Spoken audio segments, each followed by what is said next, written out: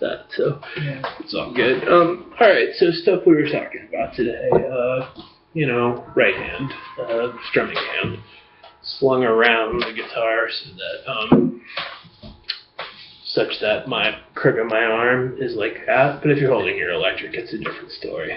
And we don't want to anchor it at all. The stuff you're doing for your metal stuff isn't going to work for rhythm guitar. We want to be doing this broad range of motion that has a wind up to it, and we end up as far as down here. Like, here's me just playing a chord. So I'm like up here and down there. Like we were talking about, what we're doing is trying to graze all the strings with the same amount of velocity hitting all the strings versus like line it up here and go, which if you've been playing it and sounded like that, it was because you had to hit these strings too hard to get to these ones. So it's like the golf swing, just boom. So drum, not harp when we're playing the guitar. So the first thing I'd like you to do is like just pick any chord ever and try working on these rhythms that I wrote down. I'm just going to use E, where we're hitting all 6 strings because this is our low E string. Cool, so our first rhythm is just downs. 1, 2, 3, 4. How to hold the pick, you're doing fine, with, you know, between these 2 fingers, not these 2 fingers. It's okay if you find this finger coming in to support it, but mostly these 2 fingers. I'm not saying that in reaction to seeing you play, just generally that's how you hold the pick. Which you can obviously like Google also. So yeah, just down beats. 1, 2, 3, 4, like you're tapping your foot to something. Getting used to this wide range of motion before we try to even do ups. So here's the thing, you're gonna go for I can, and this one's easy, no big deal, but you're gonna go for I can do it well once, stop. So not looping it over and over again, but just going for 4 strums, stop. 4 strums, stop, until that gets kind of easy, and then start looping it. That's like a key stage. People will just like go over it once and then try to start just playing the rhythm over and over. So yeah, just having a part where you go, I have done this once, pause, I have done this once.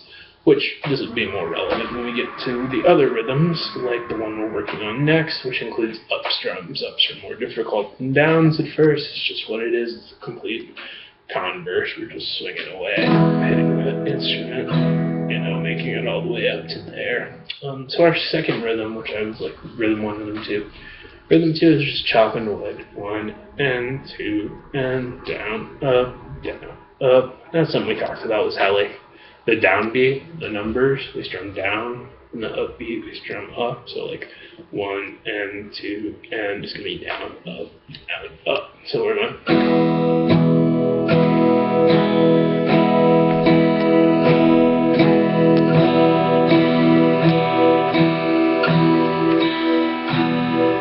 So stop your thing, get to where you can do it once well, get to where you can do it twice well, and then actually try looping it. This is the boring, we get it over with part as efficiently as possible. The third rhythm of 3 that I gave you is just half 1, half 2. We're going to go down, down, down, up, down, up. We're going down, down, down, up, down, up. So, yeah. Boom, doom,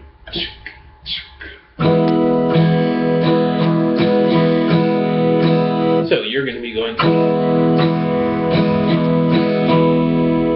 stopping, hitting reset on your mental Nintendo, doing it again.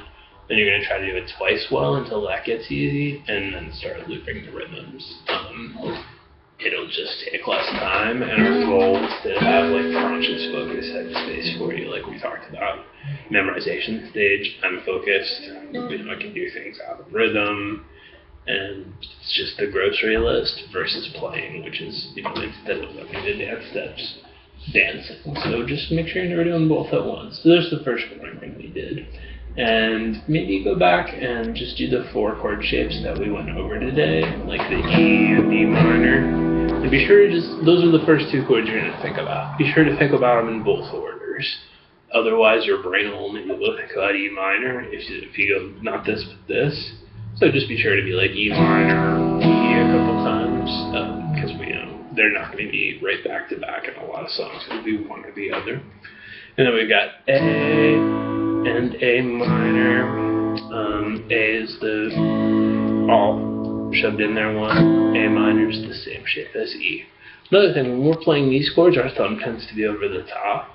You can, when you're trying to play these chords like we just were, the A shapes, where we're just trying to hit 5 strings, if you touch our thumb to the 6th string, so it just becomes, then you can fully just strum away. And that's a totally underemphasized concept, it's just playing defense there.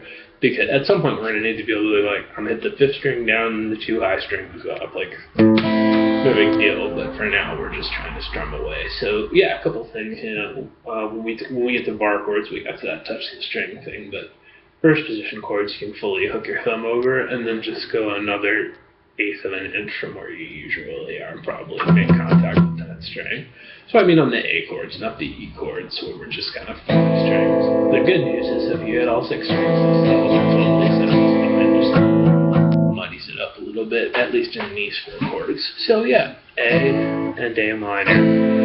And again, be sure to think about them in all 4 orders. In fact, I would like you to stop right now and give yourself a quiz on those 4 shapes until you get 100 on it. It's fully the same thing as memorizing 4 anything. It's like, you know, if you have to write on a little piece of paper, E minor, A minor, like you have to make yourself randomize it, roll a die if it comes 1 or 2, this one, whatever you got going, or just have the fortitude to, you know, really think about it, because memorizing 4 chord names is not difficult.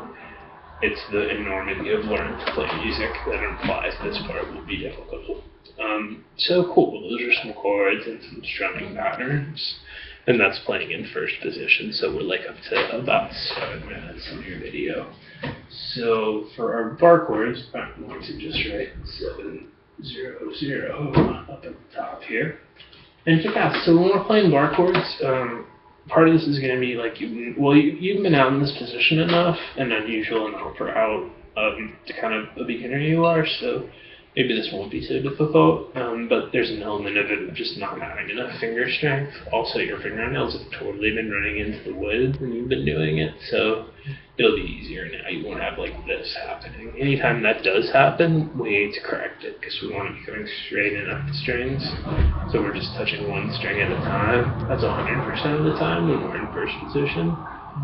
And then the exception would be I'm barring. Otherwise, we're never really trying to be in that position unless we're barring. Cool. So like bar chords.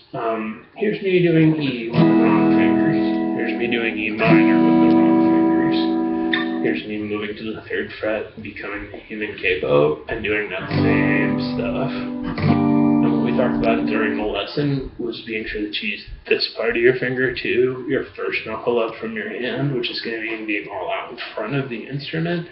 And if you're having trouble doing it, just have your fingers sticking way up like this, and you'll fully be like, oh yeah, I can do that. And then you'll find a way to be in a more normal position. Either way, maybe you'll just go home and tell us you're playing on an electric. So yeah, there's this, so we decided we knew this note was called G at the 3rd fret, 1, 2, 3. And therefore we can just like take it on faith that these are G chords we're playing. It's G and G minor, G minor and G on the capo, making those 2 shapes. Cool. So those were the E shape chords, where we had all 6 strings. This is the note C.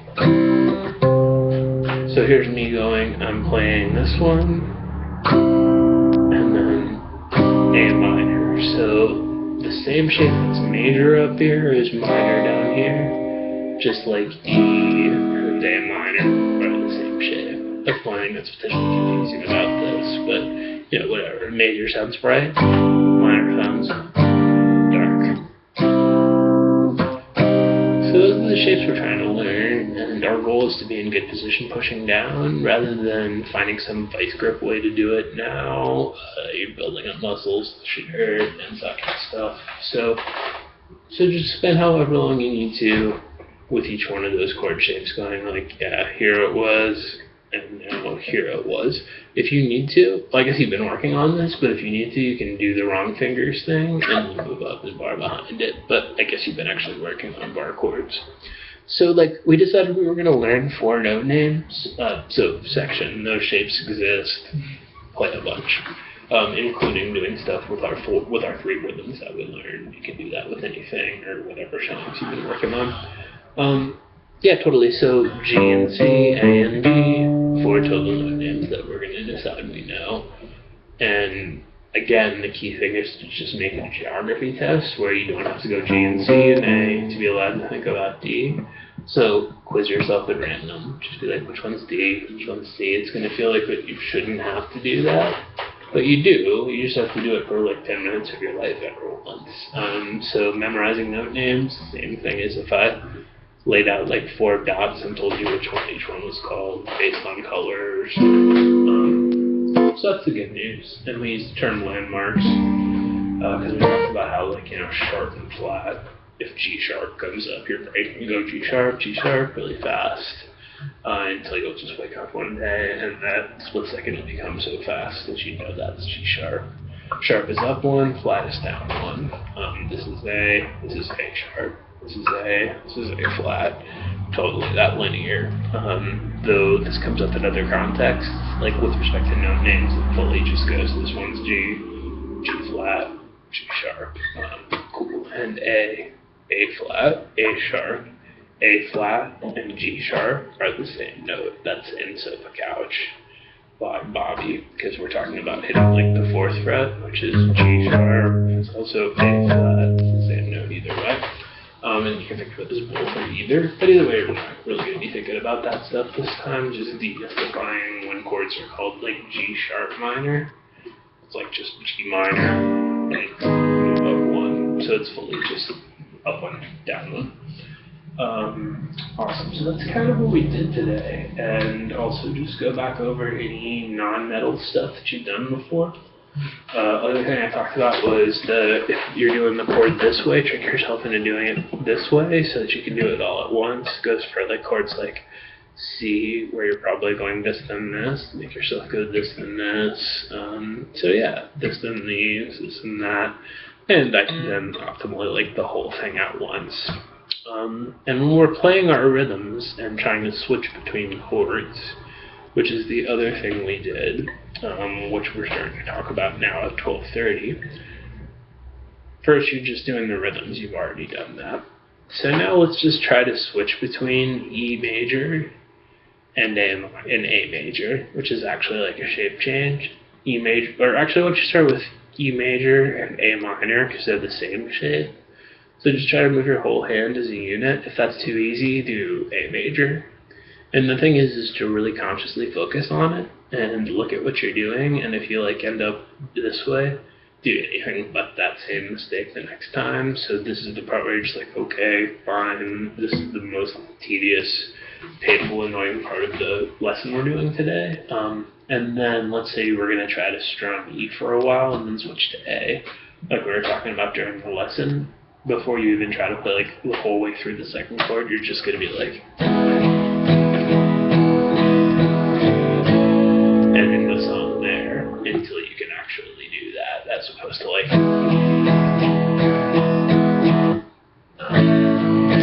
So that step has been canceled in the process, and the best we can do is again to acknowledge that there's that open strum at the very end.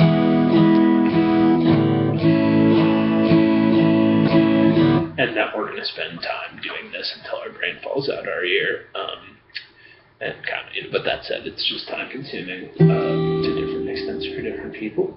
Awesome. So and then, play your other stuff you're doing, and we're going to absolutely do riff-based stuff, just kind of that's everything you've been doing so far. So chords and stuff, real quick. So think about things you'd like to play for next time, any song from ever. It can be really deceptive what's difficult and what's easy, and we can play anything on an electric, on an acoustic, or vice versa. So, it's usually obvious that something's like the fastest thing in the world. Let's not work on that yet, but anything that sounds like it. Yeah, it's cool, awesome. So Neil Young would be totally doable, a lot of Neil Young songs. Any shit like that, bring it in, we'll absolutely kill it and find that that's how we can learn our chords is like a new one will come up every song you learn, and the same chords are in all these songs. So cool. And that said, if you bring in like a whole album you like, that's a good approach, because we'll definitely find something that's like level 1. What we have to do first is avoid certain difficulty level of chords. But that said, the same kind of thing happens if you make a playlist or whatever, or you can fully just like shout an artist out, or I'll just give you some shit. But fully, like, you know, let's learn some songs next time. It can be anything from any part of what you play. I don't have any like set curriculum. I just think this is stuff you should go over at all, and then embark on the world of, and I do all this other stuff. Okay, rock and the rolling.